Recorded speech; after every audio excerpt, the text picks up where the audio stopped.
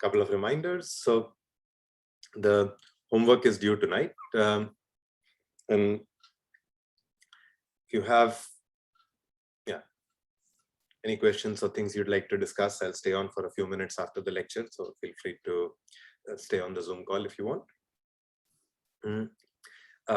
The next homework I'll post tomorrow. It will be due in about 10 days. So, and we will have the midterm in the week of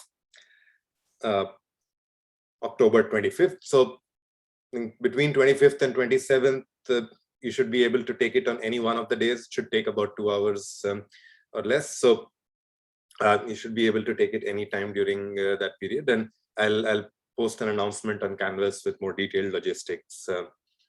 Okay.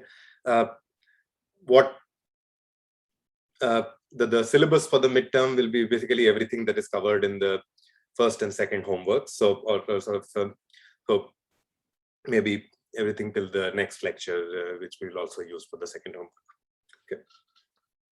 Okay. Any questions or comments or concerns?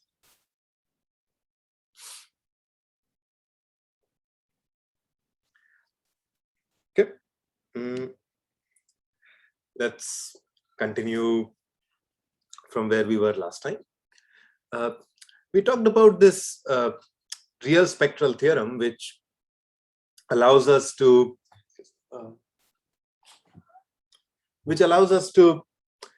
view self-adjoint operators on a finite dimensional inner product, at least in a very convenient way.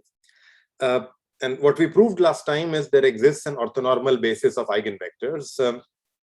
So this is just saying that in a bit more detail, that if you have an n-dimensional inner product space, then there exists an orthonormal basis of vectors w1 to wn, such that each of them is an eigenvector. And what that means is that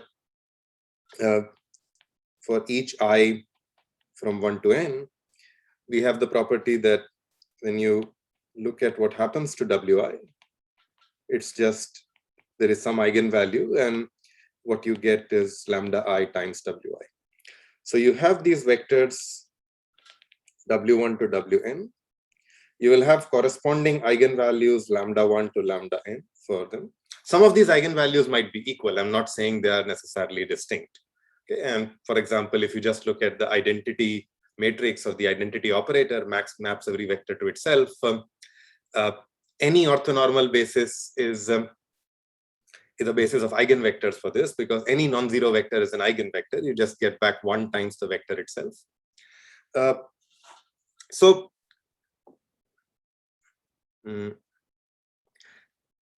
Right. So, but we will think of this kind of lambda 1 to lambda n as eigenvalues with multiplicity. So,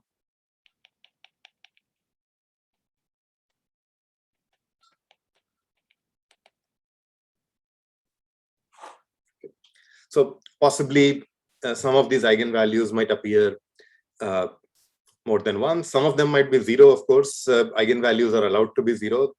Just eigenvectors should be non-zero. So, and in many cases, we will think of them as, so they are all real numbers. So we can compare, we can say which one is larger, which one is smaller. If they were complex numbers, we might not be able to do this.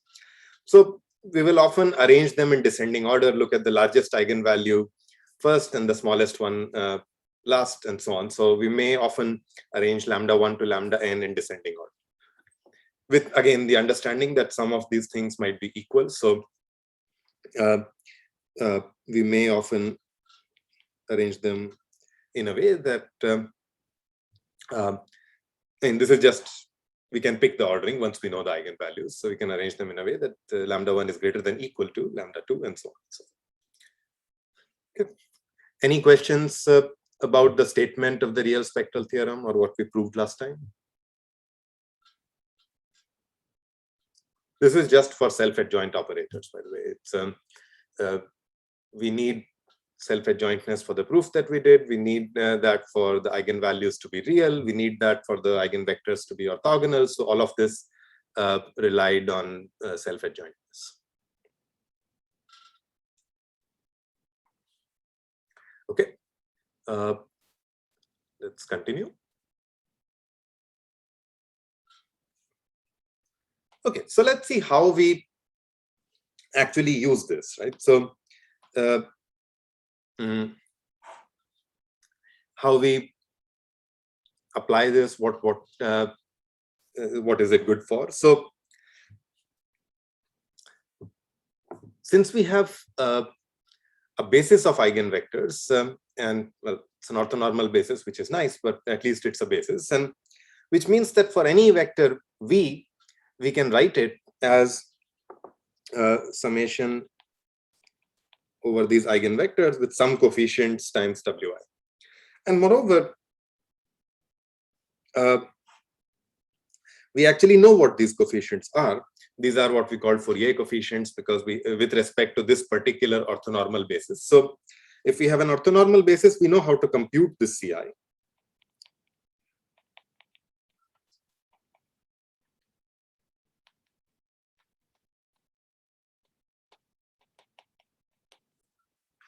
So here, again, we are working with the setting of the sphere spectral theorem. So V is a finite dimensional inner product space. Phi is a self-adjoint operator. So we have inner products in particular, and that's what these W's are orthonormal under. And we can use that to also compute these coefficients when we want to write a vector V, an arbitrary vector V, in terms of these W's.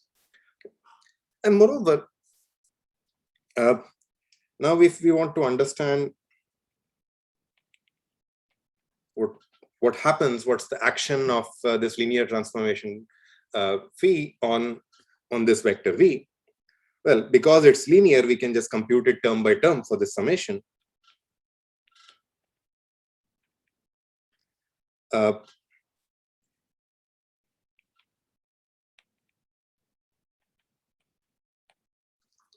This is just using the linearity of the transformation. And because the Wi's are eigenvectors, we can write it as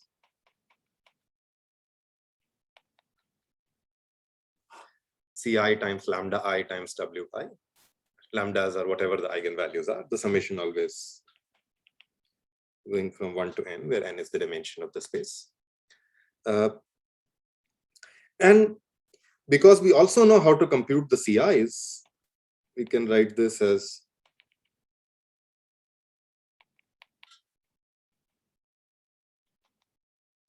skip the ordering.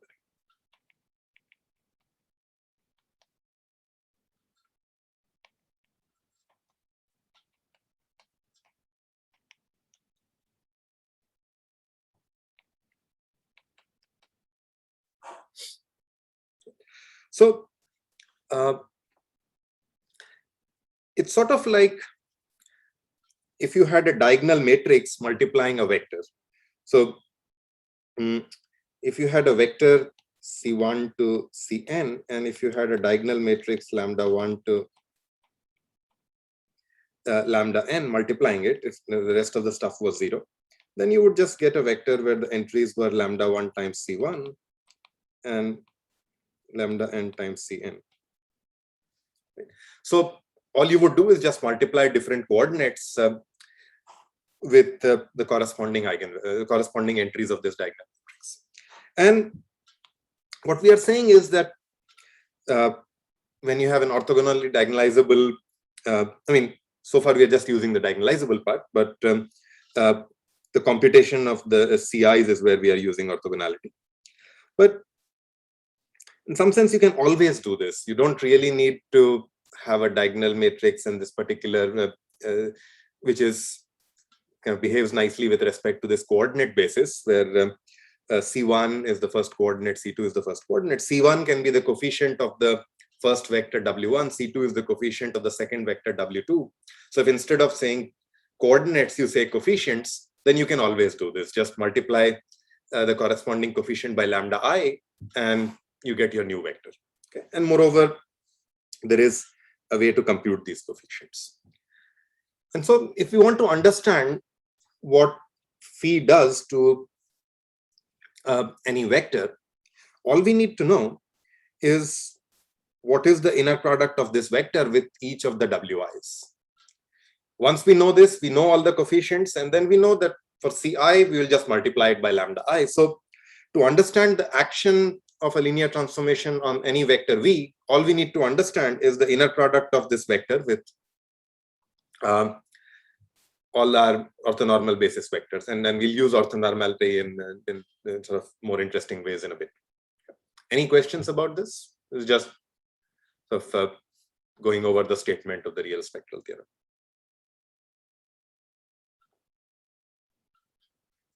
Okay.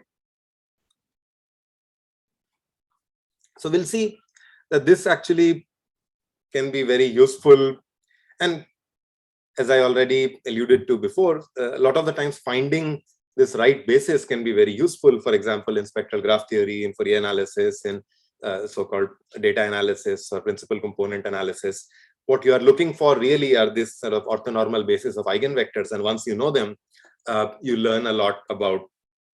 And for any kind of function on the graph or data point or whatever, once you know these inner products, you learn about your data point or your graph function or your function in Fourier domain, whichever. So if you can work with the right orthonormal basis and compute these inner products, they usually give you a lot of information about the objects you're looking at. Okay. Now, to continue this, let me sort of introduce one more concept, which is called the Rayleigh quotient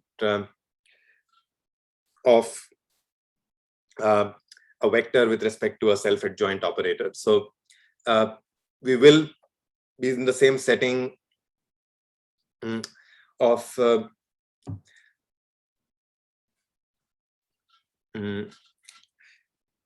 real spectral theorem, that we'll be working with finite dimensional inner product spaces, let's say, and self-adjoint operators.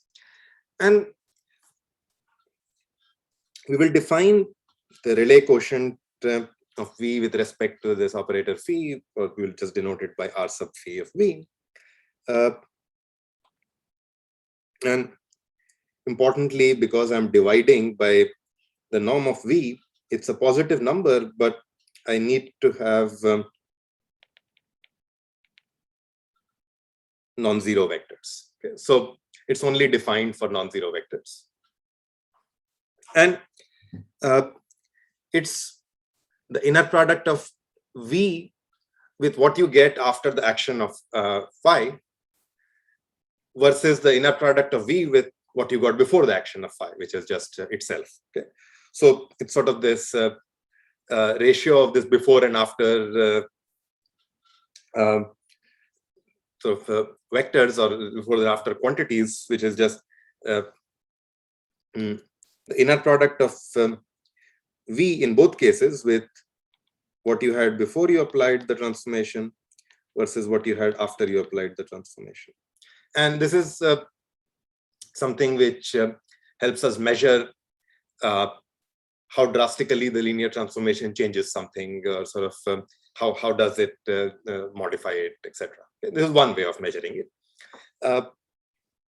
It will allow us to kind of give yet another definition of eigenvalues, as we will see, in terms of kind of optimizing this Rayleigh quotient. And that's kind of a fairly powerful tool, because so far we defined eigenvalues by equalities, just by in terms of an algebraic identity, that phi of w is equal to lambda times w. There is just an equality, and we have to satisfy this algebraic identity.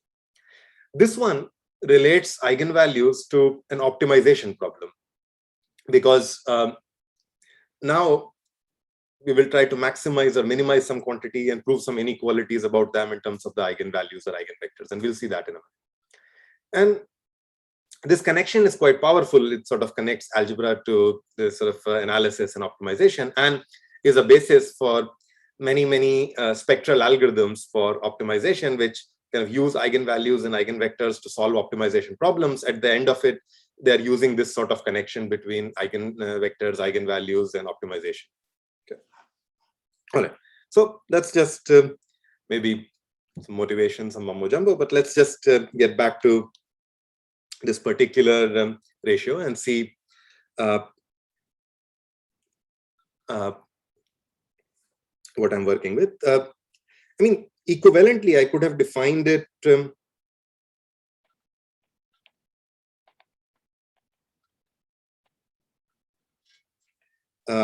for unit vectors if I want.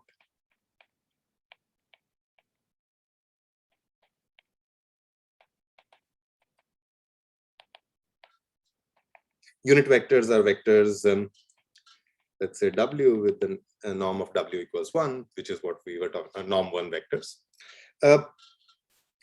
Because it's a ratio, it doesn't change when I kind of multiply the vector by some constant scalar. And in particular, if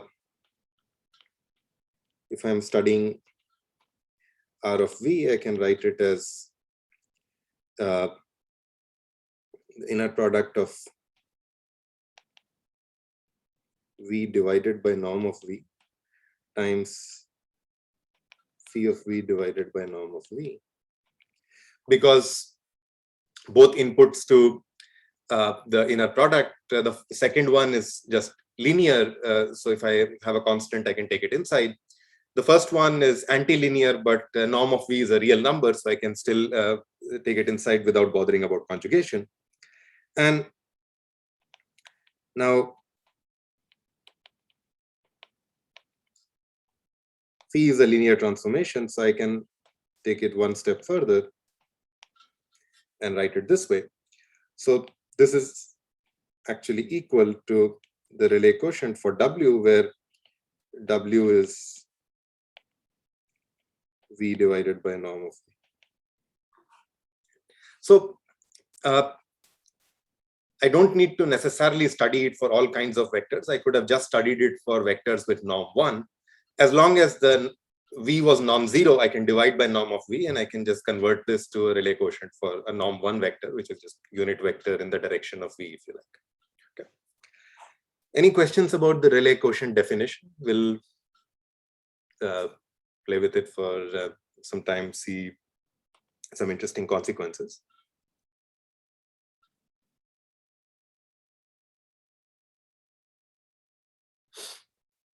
Okay. So here's the connection to eigenvalues, or here's one connection to eigenvalues. It's that if, again, let's say you have a self-adjoint operator, eigenvalues are real, you can sort them in the descending order. There are n eigenvalues if the dimension of the space is n, and not necessarily distinct. Now, you can look at what is the largest eigenvalue and what is the smallest eigenvalue. And I claim that you can say that the largest eigenvalue is just the maximum possible Rayleigh quotient, and the smallest eigenvalue is just the smallest possible Rayleigh quotient. Again, you are only looking at vectors which are non-zero, otherwise Rayleigh quotients are not defined. Okay. Any questions about the statement?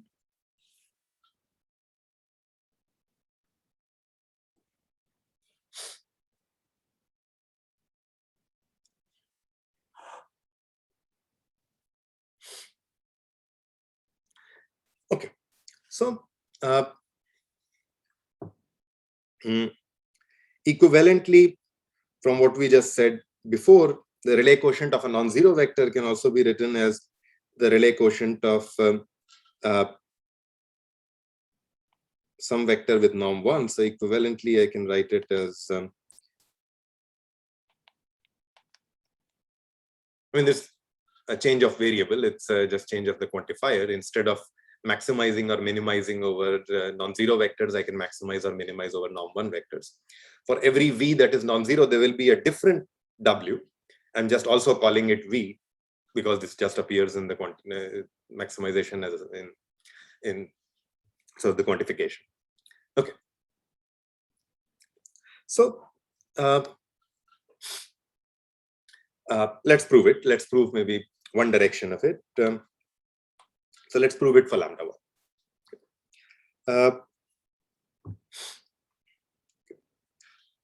1.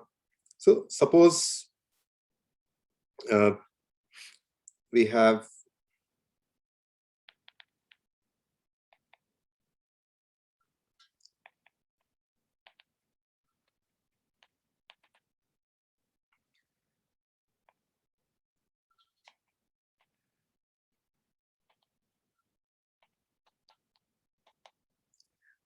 so first let's write it in this orthonormal basis of eigenvalues. Let's say W1 corresponding to lambda1, W2 corresponding to lambda2, and so on. Eigenvectors, sorry. So we know there is an orthonormal basis of eigenvectors, and the lambdas are actually the corresponding eigenvalues. So we can write any vector v in this basis. Now let's first check what does it mean that the norm of v is 1. So we know that the norm of v, which is the inner product of v with itself, is equal to 1, which is the inner product of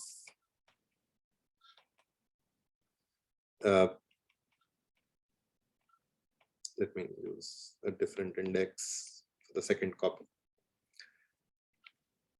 And now using this linearity and antilinearity properties, I will get that this is equal to Ci conjugate times Cj times Wi inner product Wj.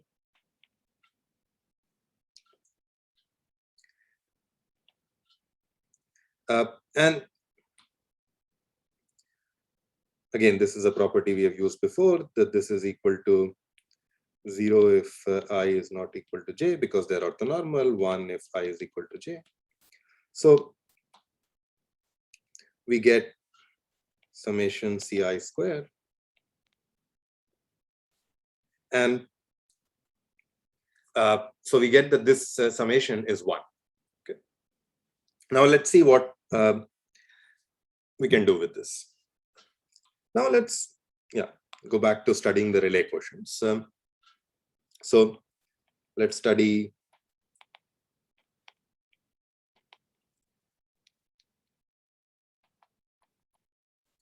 the Rayleigh quotient of v with respect to phi. And we already know how to compute the Rayleigh quotients now, because we know how to compute the action of phi. It's just that I multiply Wi by lambda, or the coefficient there by lambda. And let me again use j as before. And it's precisely the same computation, and I get this time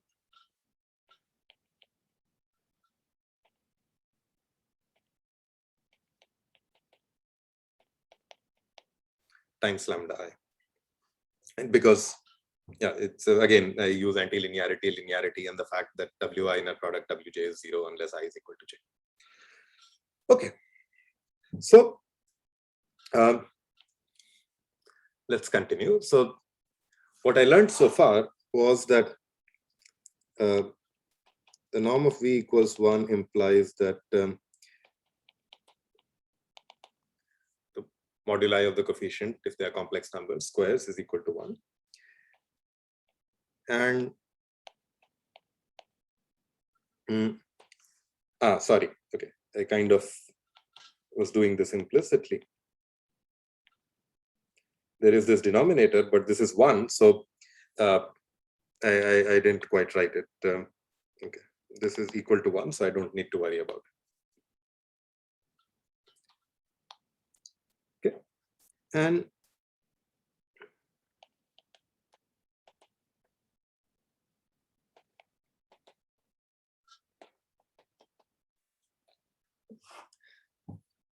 so because the CIs are non-negative real CI square is a non-negative real number. What I have is just, and which sum up to 1, I just have a weighted average of the lambda i's.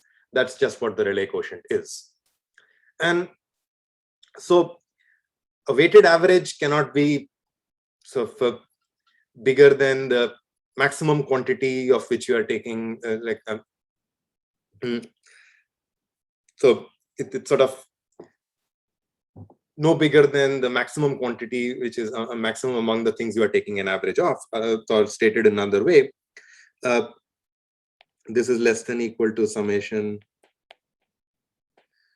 say I squared times lambda 1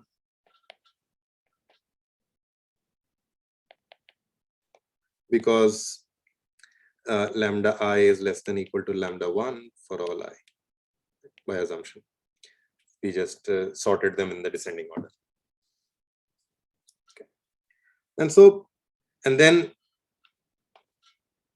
summation ci square we already know is 1. So this is less than equal to lambda 1.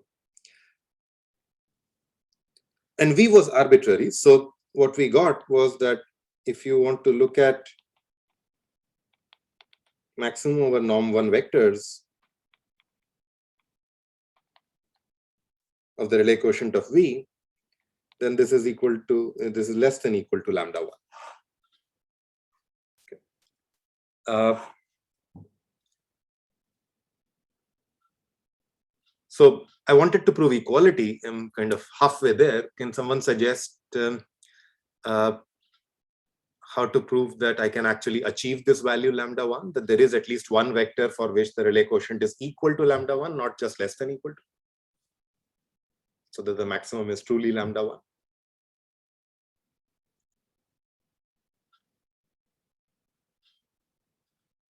Feel free to unmute and suggest or write in chat.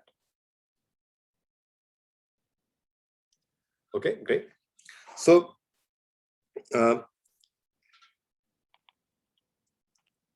suggested if I take v as w1, then this is just w1 in a product, well, phi of w1, which is just w1 times lambda 1 times w1, which is equal to lambda 1 times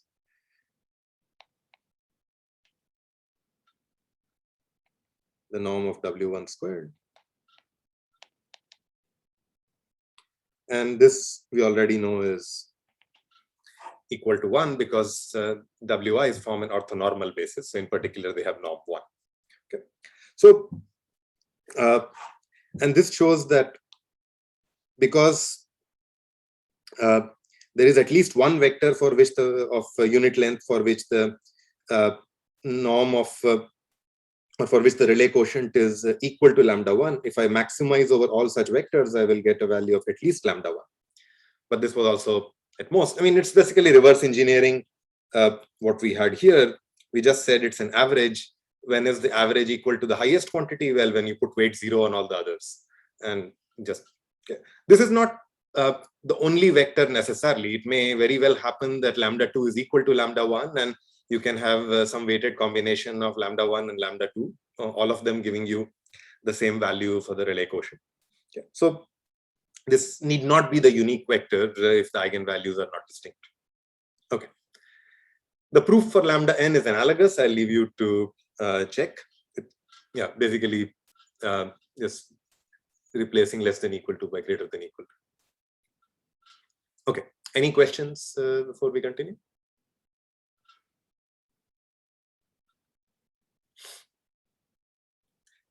So this is a relatively simple consequence, but it has some interesting sort of applications, and in particular, its variations of this proof are very useful in studying linear operators, self-adjoint ones.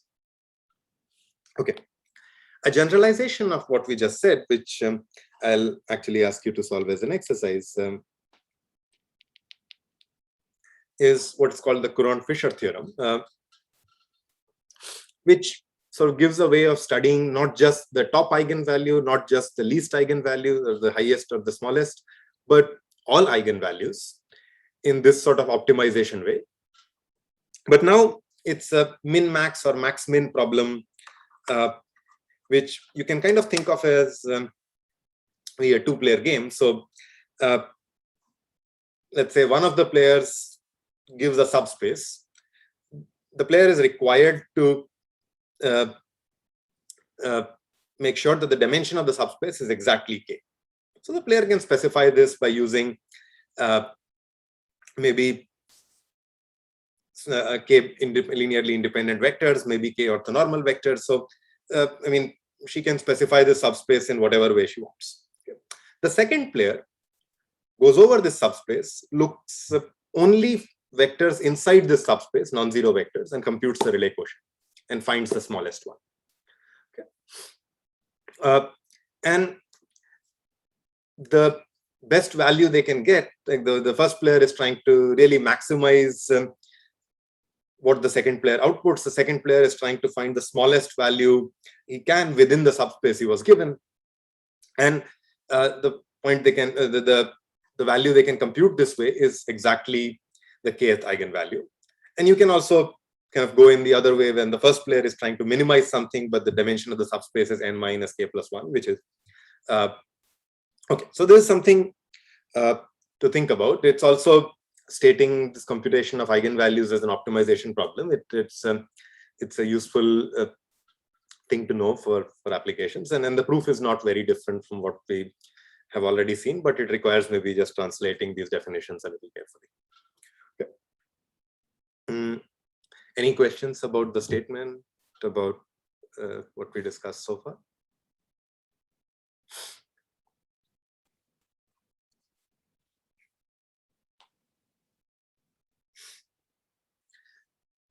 Okay, going back to the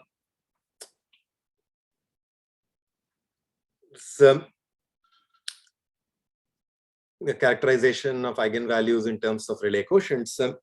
This is also useful when you want to, let's say, prove the spectral theorem for infinite dimensional spaces.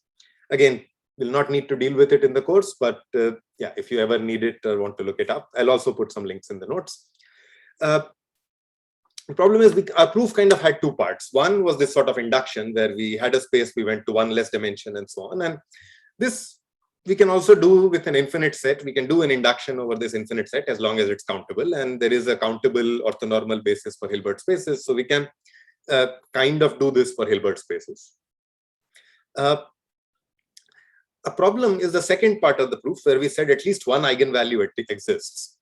And for that, we kind of made this finite degree polynomial, and then we used the fundamental theorem of algebra and all this stuff, which really required sort of a finite dimensional space, because we said you look at vector v, and phi times phi of v, phi square of v, and so on, and after a while, you have linear dependence. This may not happen in an infinite dimensional space. So the way to, or sort of one way to prove an existence of an eigenvalue is to actually use this definition. And for some operators, so-called compact operators, you can show that the Rayleigh quotient has a maximum in the vector space you are working with. So you just compute the Rayleigh quotient, or sort of show that the maximum is a limit point which can be achieved, and you just use this as one eigenvalue. So this proof that an operator, a self-adjoint operator, has at least one eigenvalue can also be done in Hilbert spaces, which may be infinite dimensional, by saying that, okay, first, it's not just self-adjoint, it's a so-called compact self-adjoint operator. And then what you are going to call an eigenvalue is just the maximum value of the Rayleigh quotient, and you show that if it's indeed the maximum of the Rayleigh quotient is achieved within the space, then it must be an eigenvalue of the operator. That's how you show the existence of eigenvalues. And then from there, the proof is sort of what we did in terms of the induction. Okay, we don't necessarily need this for the course, but yeah, again, if you're interested, I'll put some links in the notes. All right. Any questions?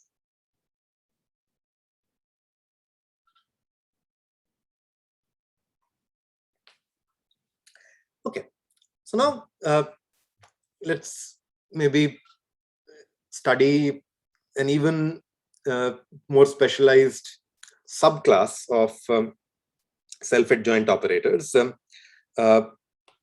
which are called positive definite or positive semi-definite operators with maybe a slight difference in what they need to satisfy. So a self-adjoint operator, we can always define Rayleigh quotients for non-zero vectors. And if the Rayleigh quotient is always non-negative, then we say that the operator is positive semi-definite. And we've also seen positive semi-definite, or you may have seen positive semi-definite matrices. They're just kind of operators from, let's say, Rn to Rn. I mean, they in particular need to be square matrices, symmetric or Hermitian to be self-adjoint. And then they must also satisfy this property that all Rayleigh quotients are non-negative for positive semi-definite. And if all Rayleigh quotients are actually positive, so you never get zero, then they're also called positive definite operators. Okay. Any questions about the definition?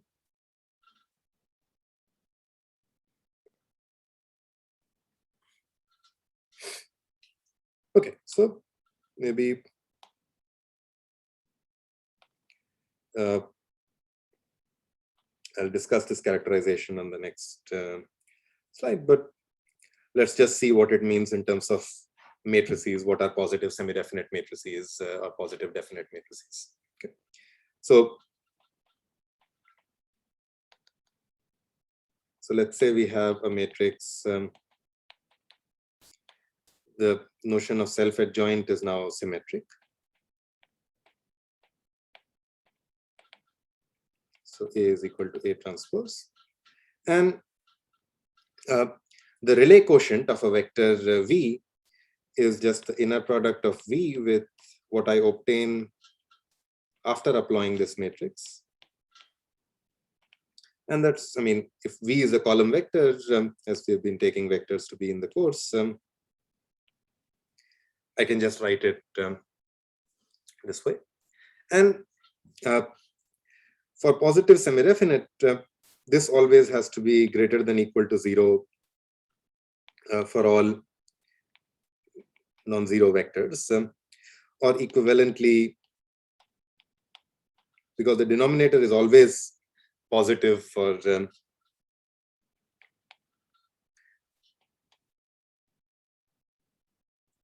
the denominator is always positive for non-zero vectors, and so I can just move it to the other side, and equivalently I can say that V transpose AV is always greater than equal to 0 for all vectors, because for the zero vector this will just be 0. So but for all the other vectors, I want something which is also greater than equal to 0. Okay. So that's what positive semi-definite matrices are, and we actually saw an example of this when we said we define an inner product by this matrix, and we define the inner product of X and Y by saying the X transpose this matrix times Y is an inner product. And you'll see that this can always be done for positive semi-definite or positive definite, really, and matrices. And yeah, you'll see that as a problem in the second homework. Okay, continuing in terms of studying positive definite or semi-definite matrices, there are kind of multiple characterizations of positive semi-definite operators or positive semi-definite matrices. These are useful for a large class of optimization algorithms known as semi-definite programming. And these are kind of the basic building blocks there, as the name might suggest. And there are few equivalent ways of viewing what positive semi-definite transformations or operators or matrices are. And the first is just what we defined, that the Rayleigh quotient is always non-negative. The second is that all eigenvalues are non-negative. And that's just because we already said that the smallest eigenvalue is the minimum value of the Rayleigh quotient.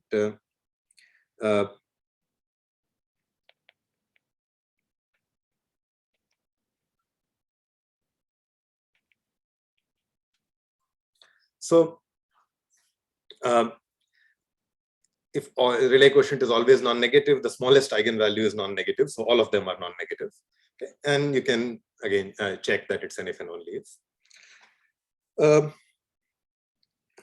The third, which is another useful way of thinking about positive semi-definite matrices or positive semi-definite operators, is that you can kind of factorize them. You can write them as alpha star times alpha, where alpha star denotes the adjoint of alpha for some linear transformation alpha. Alpha is not self-adjoint. Alpha is not necessarily positive semi-definite or anything. Alpha is just any odd linear transformation, any linear transformation. And what you get to say is that for any linear transformation, if you can write phi as alpha star times alpha, then you have a positive semi-definite transformation phi. And let's see maybe half of this proof, and I'll leave you to finish the full proof of this as an exercise. But I mean, for Rayleigh quotient's non-negativity, what we are really interested in is the numerator, because the denominator is always just v in a product v, which is positive for non-zero v. And alpha star alpha, we kind of also defined in the homework what it means to compose two linear transformations. So it's just this. And we know that the definition of the adjoint says that you can either apply alpha star on one of the vectors, or you can move it to the other side and apply alpha to the other vector, right? That's what definition of alpha star is. So by the definition of alpha star, this is equal to alpha of v. So formally think of this as a vector w, and we know that this is equal to alpha of v inner product w because of the definition of the adjoint, which is nothing but the inner product of alpha of v with alpha of v.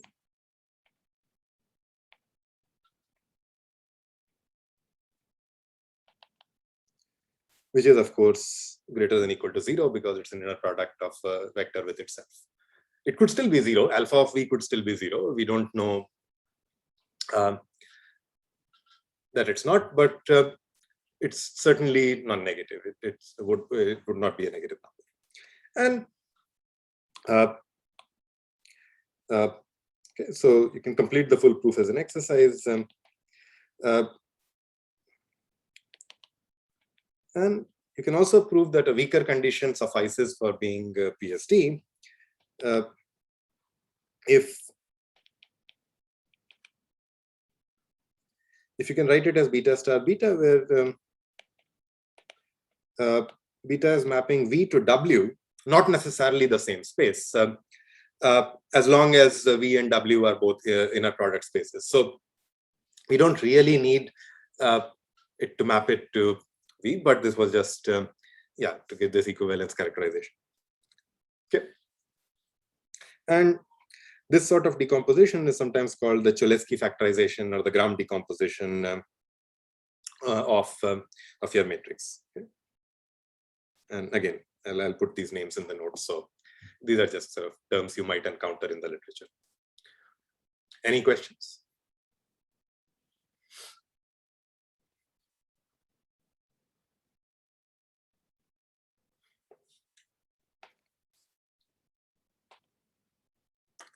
Okay. The next concept I want to discuss is singular value decompositions. And okay, let's take a short break for 2 minutes and then we can continue. But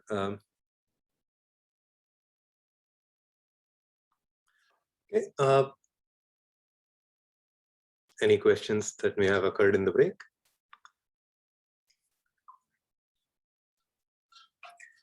All right, so let's continue to defining what's called the singular value decomposition for linear transformations. In some sense, it's trying to kind of answer the following question, that for self-adjoint operators, we saw this, we have this really nice theory of the real spectral theorem. We can sort of have an orthonormal basis of eigenvectors. We can understand how the operator acts on any vector v in a very clean way in terms of the coefficients of the Fourier coefficients, etc. But so here we have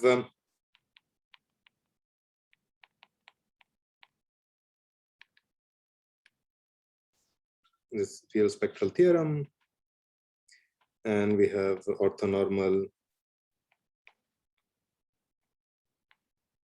eigenvectors w1 to wn. Let's say it's an n-dimensional space, and so on.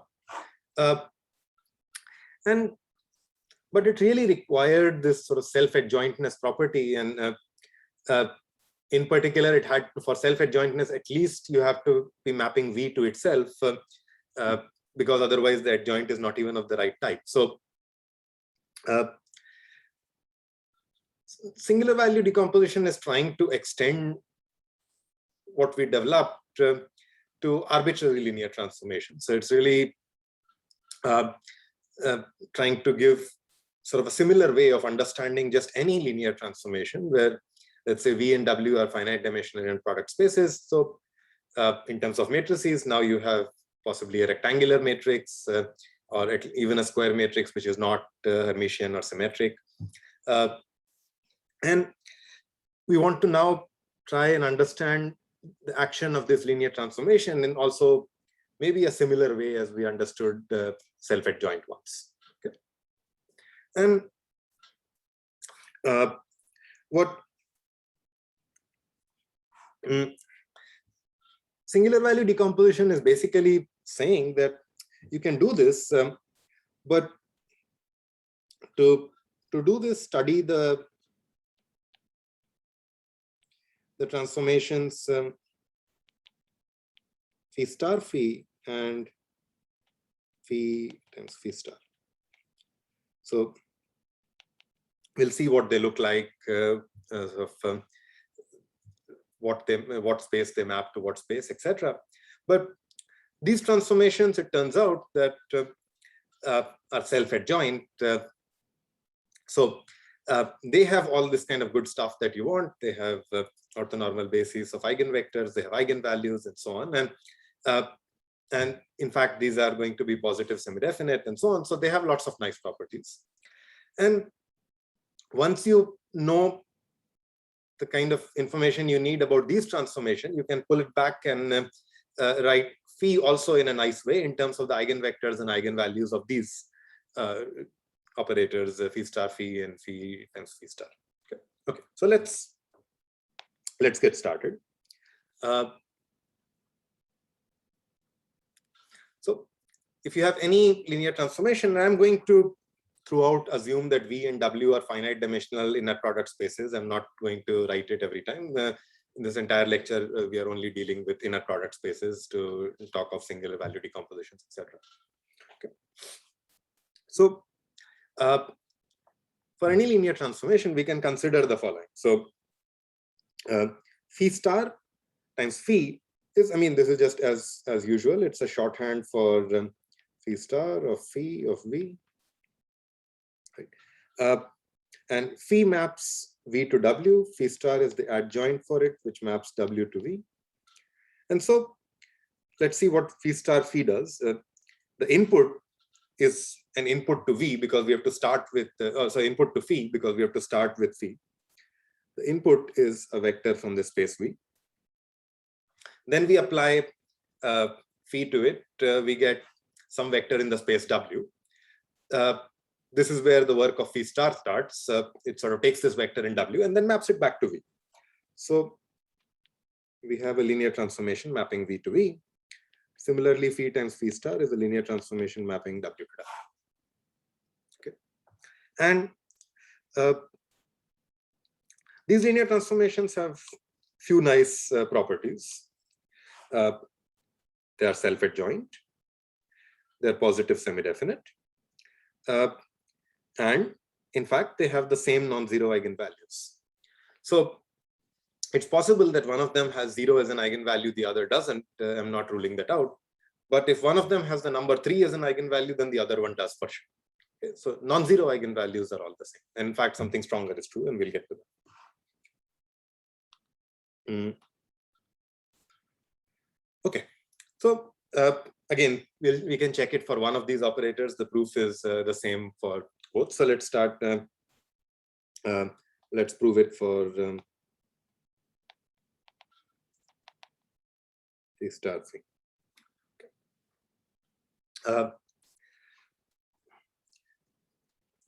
I want to prove that it's self-adjoint, and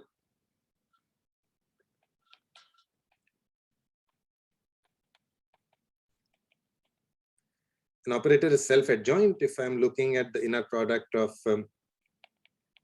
W with the operator I'm interested in studying. And instead, I could apply the same operator on W and study its inner product with the original input, right? So here, when an operator, so maybe I should call them V1 and V2 just to avoid confusion. They're actually both vectors in the space V, because phi star phi maps V to V.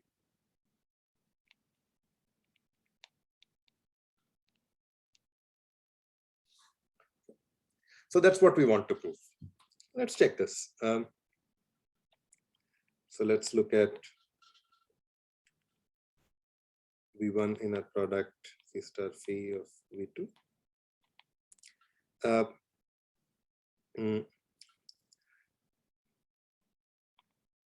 And this is just what phi star phi means. And let's call this W. By the definition of adjoint, we can apply adjoint on W, or we can apply phi on the original vector. So this is equal to phi of V1 inner product W, where W was just phi of V2. And now again, by the definition of adjoint, now let's call this W prime. We can apply phi on V2, or we can apply phi star on W prime. So this is equal to the inner product of phi star of W prime and just V2, and phi star of W prime, oh sorry, W prime. Phi star of W prime is nothing but phi of V1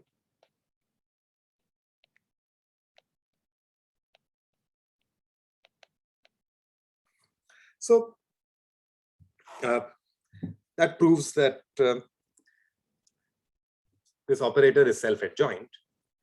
It's positive semi-definite based on what we already saw maybe in the exercise when we talked about positive semi-definiteness, that if you have an operator which can be written as alpha star alpha, then it's or beta star beta rather, where beta is mapping V to W, then it's a positive semi-definite operator, and that's precisely what we have here. So we know how to prove now self-adjointness, positive semi-definiteness, and what we need to prove is that they have the same non-zero eigenvalues. Okay.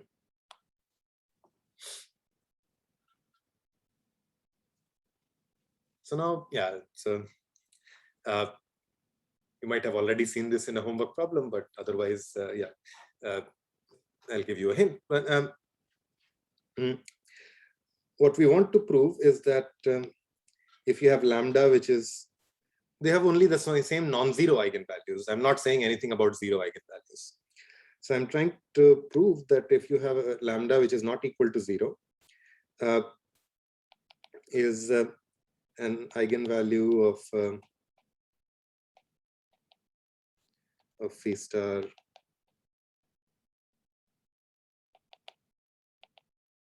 phi if and only if lambda, again, which is a non-zero number, is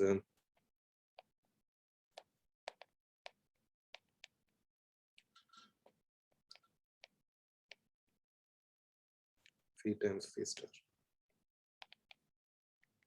Okay.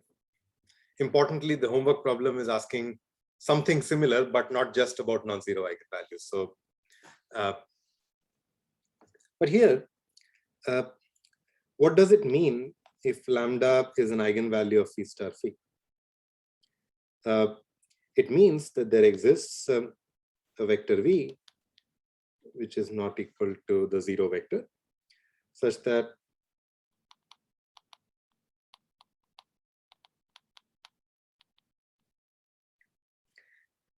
and now we want to talk about the transformation phi times phi star rather than phi star phi. So, well, to make it look like that, let's just apply phi on both sides. So,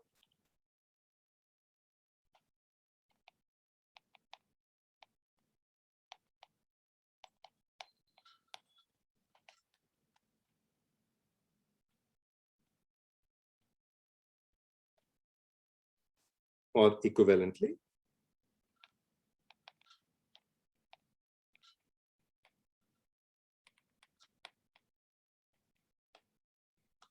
so now, if we call this a vector W, then we get that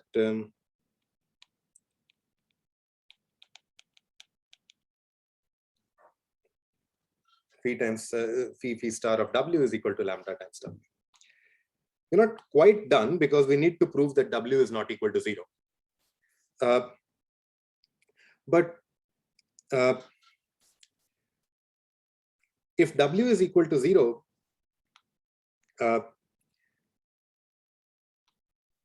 then we will have the right hand side, we will have that this is equal to 0. So phi star phi is phi star acting on W. And if W was equal to 0, then the whole LHS here would be equal to 0. On the right hand side, we have lambda times a non-zero vector. Lambda is non-zero, the vector is non-zero. We can't quite have the LHS equal to 0. So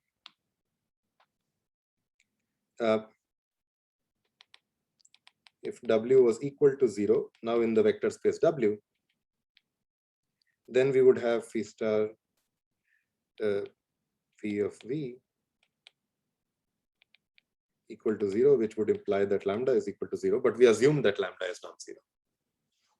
Okay, so that's the proof for at least that for any non-zero eigenvalue lambda, if it's an eigenvalue of phi star phi, then it's also an eigenvalue of phi star. And the proof is identical or sort of completely symmetric if you want to talk about phi star to phi star. Any questions about this?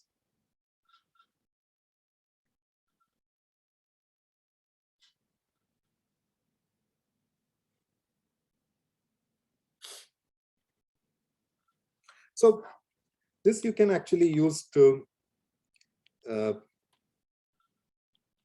prove a nice property that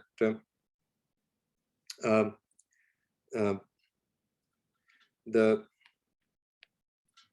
rank of phi star, actually let's maybe go to the next page and then we'll go from there. Okay, so I claim the proof we did actually gives us something even more general. Not only is that, so let's see what these spaces are.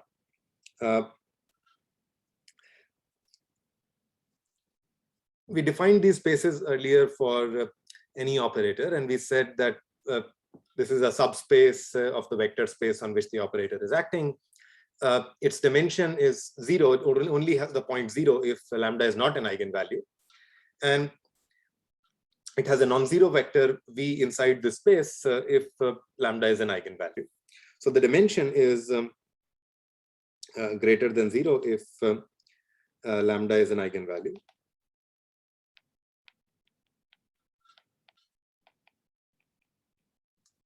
And what we proved previously is the dimension of V lambda is greater than 0 if and only if the dimension of W lambda is greater than 0. And in fact, I claim that they are equal. So if you have the dimension of this as any D, then if you have dimension of V lambda equal to D, then you have an orthonormal basis for V lambda. Let's call that V1 to V sub D for V lambda. And as before, you can check that we produced W's which were just phi of V, and now you can produce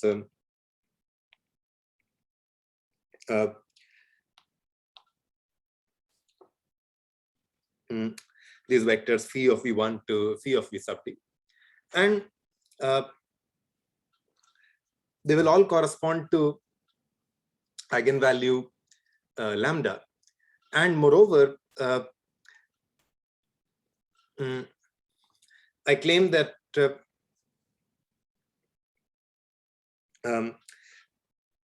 they form an orthonormal basis for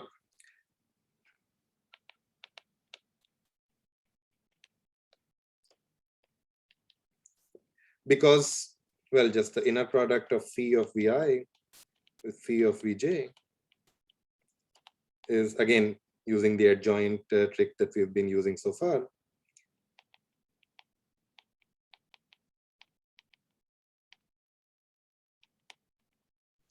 But Vi is an eigenvector with eigenvalue lambda I.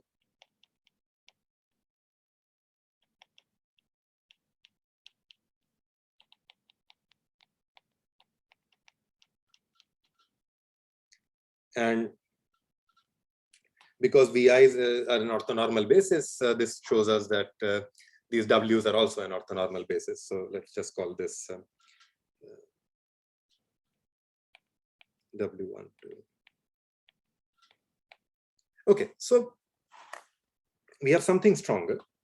And moreover, so you can check from this that the rank of phi star phi is equal to the rank of phi star as a consequence of this. And again, I'll leave you to think about it. Okay, and now using all of this, we can sort of write down a very convenient form for how to understand this vector. So let's say, so the non-zero eigenvalues of phi star phi and phi star are the same. Let's call them, and these are positive semi-definite, so the non-zero eigenvalues are all positive. Let's call them sigma 1 square to sigma r square. Okay.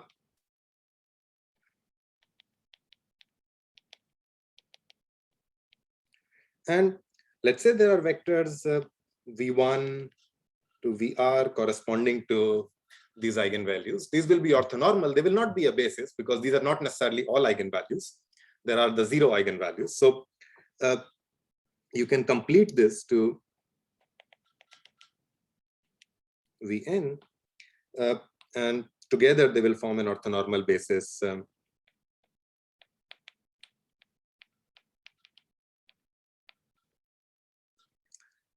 for the space V. And let me define Wi to be phi of Vi divided by sigma I. Okay. And now, for this definition of Wi, something very nice happens. So first, just by definition, it's true that for all I from 1 to r, phi of vi is equal to sigma I times wi. That's just how I define wi's. But the reverse is also true. So let's see what phi star of wi looks like. It's phi star of phi of vi divided by sigma I. But this is an eigenvector, so I get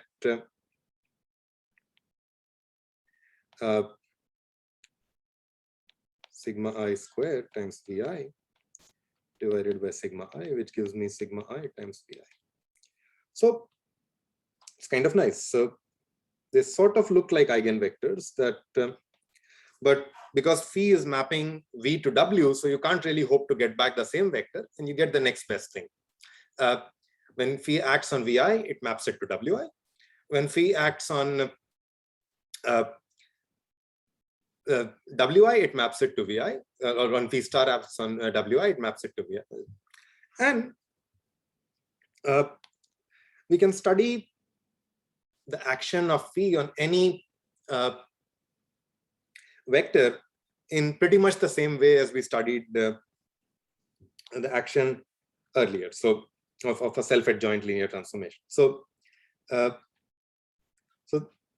we said v1 to vr are the eigenvectors corresponding to the eigenvalues sigma 1 square to sigma r square for the transformation phi star phi. We can always complete it to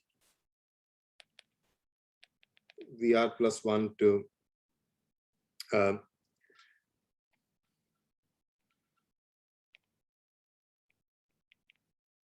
vn, and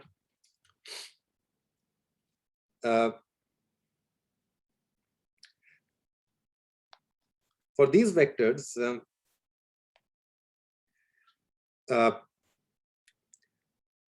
we know that phi star phi of, for example, vr plus 1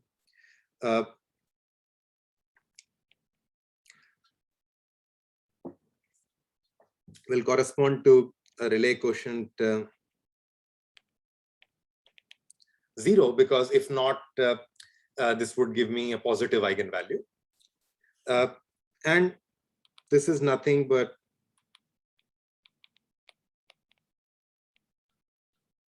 again using the same adjoint trick that we have been using before, which gives me that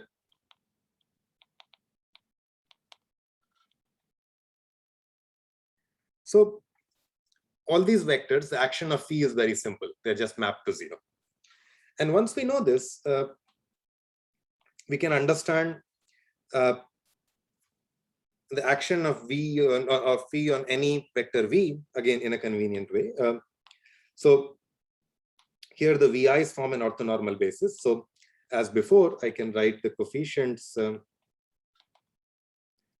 in terms of the inner product of v with the orthonormal basis vectors. I can study phi of v as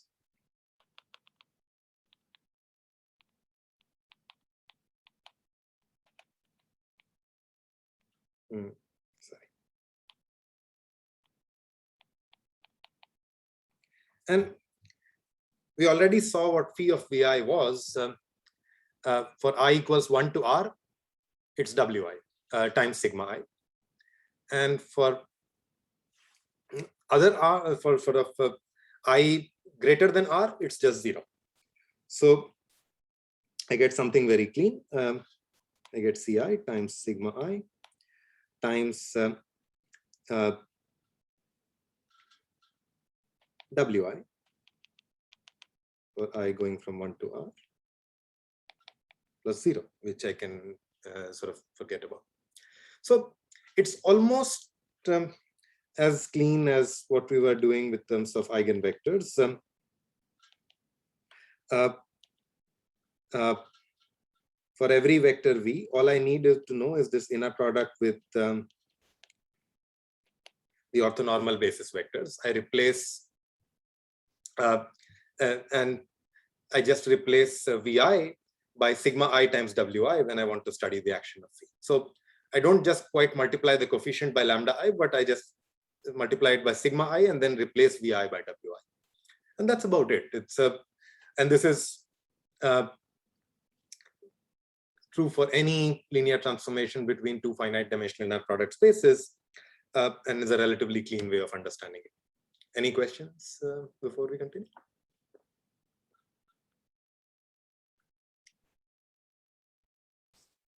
This is sometimes kind of written in just a piece of notation. We were seeing that what happens is you need to just know the inner product, and you can write things in terms of you replace, or you multiply by sigma I, you replace v by w. So there is, you can define a linear transformation which does that for one vector or sort of one basis vector at a time. And this is just a piece of notation. So we are defining a linear transformation, let's call it beta. And this beta depends on w and v. And we just define beta of u to be inner product of v and u times w. So it maps the space v to w. And this kind of way of writing it in terms of these strange brackets comes from what is called the Dirac notation, often used in quantum mechanics, but also for general linear algebra. It's just that you write vectors like this. And in that notation, when you think of this linear transformation, what it does, it kind of looks clean, that this sort of looks like an inner product. So you combine them and you get a new vector, which is w. So you just get v inner product w times the vector w. We had just been writing vectors just by the letter rather than in this brackets. But this way of writing this linear transformation comes from this Dirac notation. This is called the outer product of w and v.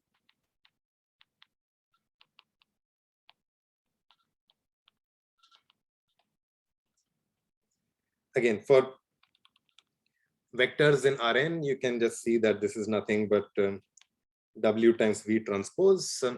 If w and v are column vectors, then w transpose v would be the inner product, which is equal to a number. W times v transpose would be a matrix. And that's what outer product is. It's just sort of a particular kind of matrix. You can check that the rank of this linear transformation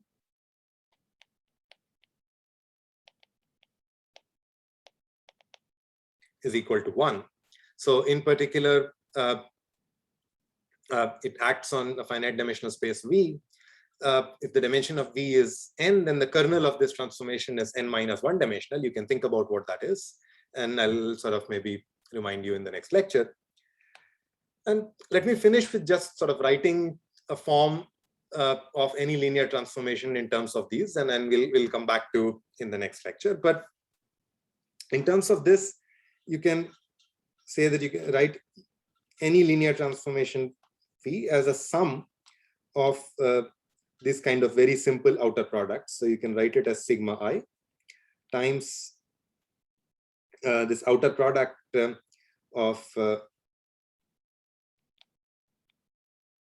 wi with vi.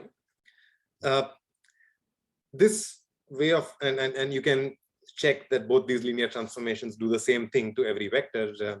But yeah, we'll also go over it in the next lecture once more.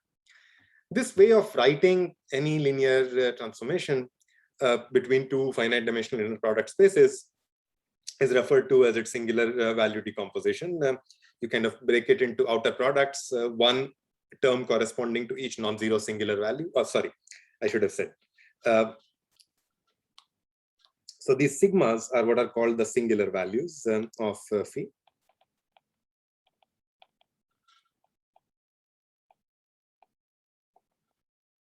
The vectors v1 to vr are called the right singular vectors.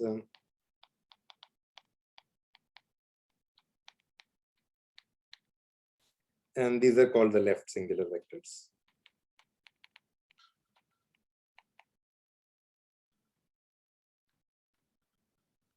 These are just singular values are nothing but the square roots of the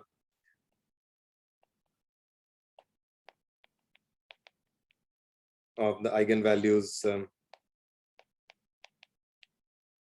of phi star phi, the non-zero eigenvalues. The right singular vectors are nothing but eigenvectors of phi star phi, and these are nothing but eigenvectors of phi star. So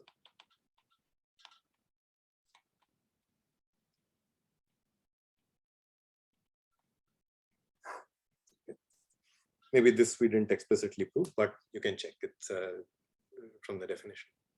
Okay, so these do form an, okay, so maybe I should have emphasized this, and maybe I'll prove it in the next lecture, that here the wi's we defined in terms of the vi's. You can check that they also form an orthonormal basis, or they can be completed to an orthonormal basis for w, and these wi's are all eigenvectors of phi star. Okay, so we'll check this in the next lecture. Any questions? We stop here for today.